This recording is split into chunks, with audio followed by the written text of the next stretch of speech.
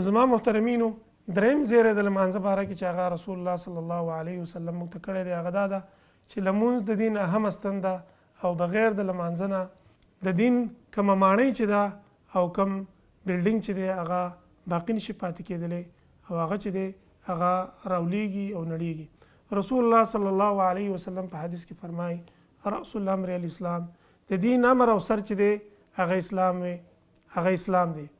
وعموده الصلاة، او د دین ستن چې کومه ده هغه لمونځ دی.